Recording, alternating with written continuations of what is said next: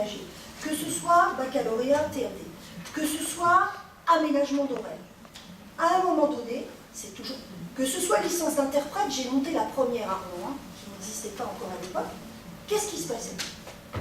Eh bien, pour que ça fonctionne, on partait des envies d'emploi du temps du corps enseignant. Et donc finalement, les enseignements qui étaient proposés aux gamins, et je pense particulièrement à la licence d'interprète ou au niveau de l'université, on n'avait pas les enseignements qui étaient utiles pour les gamins. On avait les enseignements qui étaient proposés à l'horaire où c'était bien de les avoir à la fac. Vous voyez ce que je veux dire? C'est qu'à un moment donné, il va falloir poser tout et puis repartir de l'intérêt de l'élève. Mais pour tout le monde, au niveau de l'éducation nationale, au niveau des établissements d'enseignement artistique et au niveau des politiques.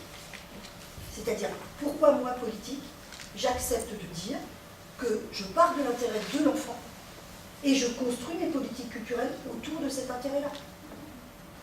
Donc, sur des choses beaucoup plus élargies, comment on fait pour que des budgets qui dépendent de souvent de tutelles différentes, ministère de l'Éducation nationale, ministère de la Culture, ministère des Sports, puisque jeunesse et sport, ça dépend de ça, la famille, tout ça, comment est-ce qu'on fait qu'à un moment donné, de faire un management par projet et mutualisation budgétaire, de façon à ancrer dans le temps, à ancrer dans les textes, quelque chose qui soit pérenne, effectif, et qu'on puisse donner les outils nécessaires de la formation de formateurs, de l'accompagnement de ces formateurs, de l'organisation temporelle des établissements et de l'obligation d'échange.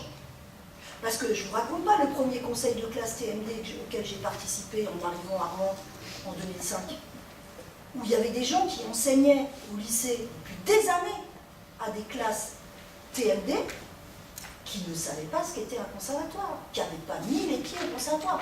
Et inversement, des profs de conservatoire qui ne savaient même pas quel était le temps de cours du gamin, en géographie, en anglais, c'est pas normal quoi. À un moment donné, on est censé s'organiser ensemble au bénéfice de l'élève. Je peux vous dire que la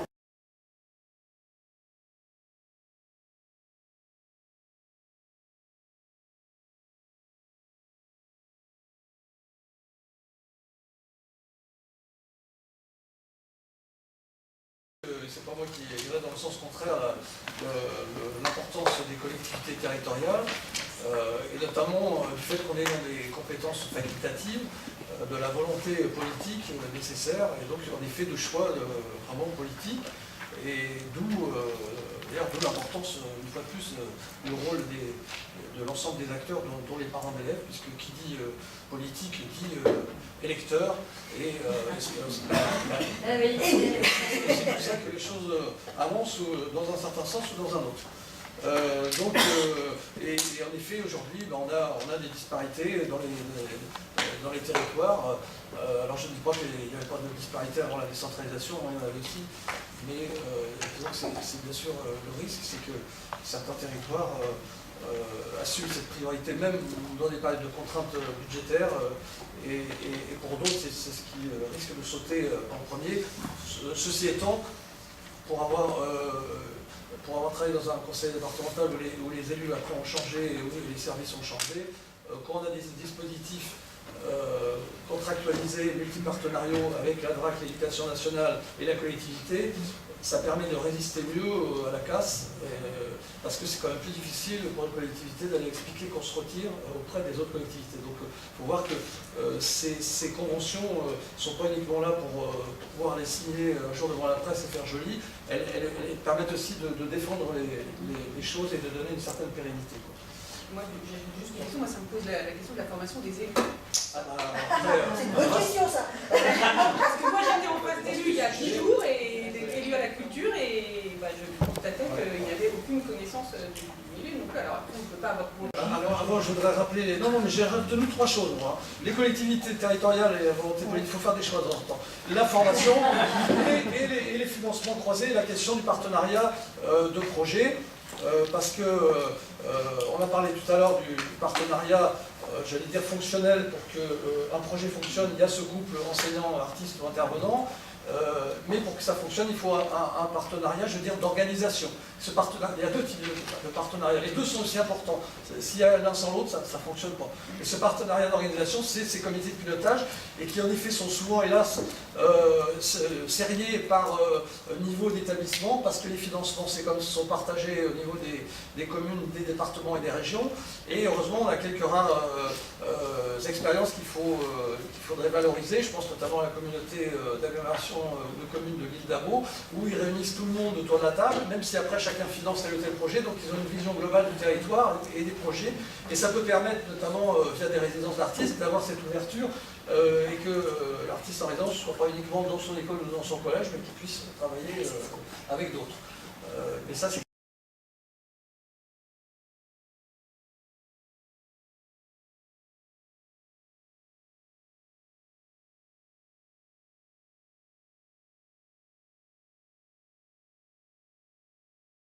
Fernando Segui, puisqu'il est en plein dans cette question de la formation. Et donc je crois que vous vouliez intervenir sur ces questions de collaboration, notamment entre l'éducation nationale, la culture, etc. Alors effectivement, si le temps politique est contraint, 6 ans pour les collectivités territoriales, 5 ans pour les collectivités d'État. En revanche, il y a une chose qui est certaine, c'est que les enseignants restent. En l'occurrence, dans le second degré, les professeurs d'éducation musicale et chant choral, qui passent un CAPES, une agrégation de musique pour agrégation et d'éducation musicale et chant choral, sont dans les établissements. Ils sont les premiers leviers, justement, de la démocratisation et de l'accès de la musique pour tous les élèves du territoire. Et rappeler cela, c'est aussi rappeler le fait qu'à l'école, dans le cadre de l'éducation nationale, il se fait beaucoup de musique, par le biais justement des professeurs d'éducation musicale, par le biais des professeurs des écoles, par le biais des musiciens intervenants qui, lorsque les collectivités territoriales veulent bien les embaucher, participent bien sûr à la formation musicale des élèves. Donc ça, c'est ce qui me semble manquer dans ces questions justement de travail de fond que nous avons à mener sur l'ouverture des pratiques musicales à l'ensemble des élèves. C'est la question de... on a parlé beaucoup de projets, j'ai beaucoup entendu ce mot ce matin, mais au fond, pour qu'un projet fonctionne, encore faut-il que les personnes se parlent, travaillent ensemble, collaborent, définissent les éléments, et puis qu'on se parle sur un plan d'égalité. Car trop souvent, et je le constate beaucoup, notamment avec les enseignants du premier degré, les structures culturelles arrivent un peu en position de c'est nous qui allons vous apporter... Tout à fait, merci de le dire. Voilà. Tout à fait. Ce qui est assez insupportable.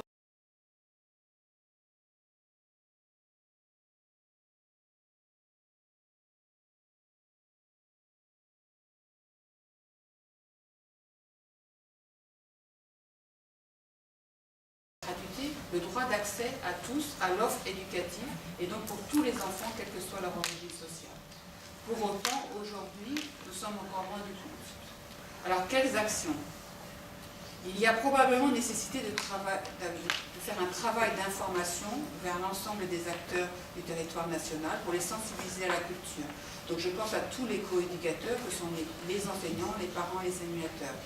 Il faut également obtenir un réel engagement des collectivités territoriales dans une politique éducative de proximité, et tout particulièrement dans les domaines artistiques et culturels.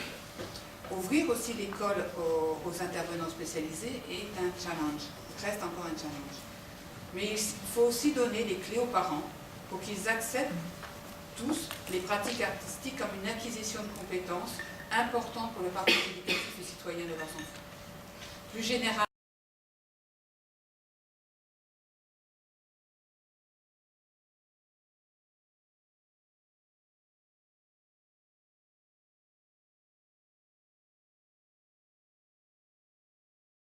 aussi que les enseignants qui interviennent dans ces cadres-là adaptent leur enseignement aux enfants qu'ils ont fabriqués, qui ne sont pas dans la même logique et pas forcément suivis comme doivent l'être des enfants qui sont inscrits au conservatoire.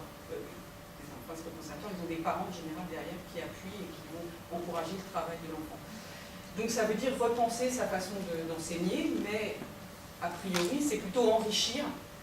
C'est ce que disait aussi l'étude de certains enseignants, c'est que ça leur a permis aussi de modifier leur façon d'enseigner dans les conservatoires, de fait d'avoir dû trouver des moyens d'adapter aux enfants qui étaient en famille. Et pour aller encore plus loin avec ça, ce qui est intéressant, c'est effectivement travailler sur le partenariat avec l'enseignant. C'est-à-dire qu'inclure l'enseignant pas seulement pour faire la discipline et distribuer les bons points et les mauvais points aux élèves, mais penser le projet musical avec le projet de la classe, voire de l'école. Donc ça veut dire essayer d'adapter, donc ça va être tout simplement dans les choix des musiques qui vont être faites, mais d'encourager l'enseignant à lui donner des pistes pour que le travail qu'on va mener en musique soit pour elle relié au travail par exemple qu'elle va faire en littérature, et que le travail s'imbrique, et que pour les enfants ça prenne un sens d'entendre parler de musique hors du temps de musique et d'entendre parler de français dans le temps de musique. C'est-à-dire que tout ça.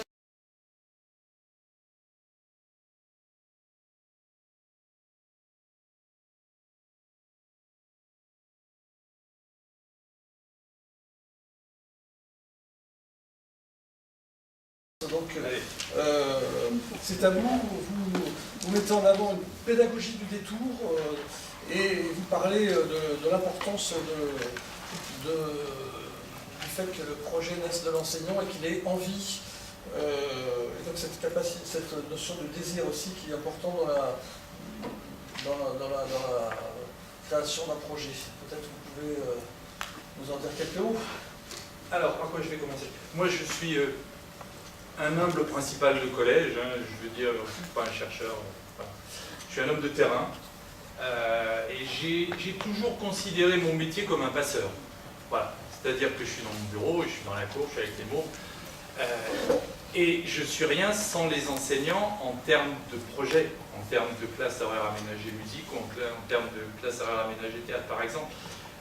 Et là, qui étaient simplement des gamins de Clichy, des gamins du réseau d'éducation prioritaire, grâce à cette classe horaire aménagée théâtre, ont pu grandir, ont pu devenir, au bout de 4 ans, des adolescents. Je suis resté sur la totalité des adolescents magnifiques, ont appris à la confrontation, ont appris l'argumentation, ont fait du français. La dernière année, ont monté un Roméo et Juliette, qui a fait l'objet d'un film dont on parlait tout à l'heure. Mais enfin, je veux dire, pour moi, ça a été juste plein de belles expériences. Et surtout, ça m'a vraiment confirmé dans l'idée que ces dispositifs, quand ils existent au sein d'un collège, surtout en éducation prioritaire, mais ça c'est mon expérience, ne peuvent qu'aider ces gamins dans leurs apprentissages, à grandir bien sûr, mais aussi dans leurs apprentissages.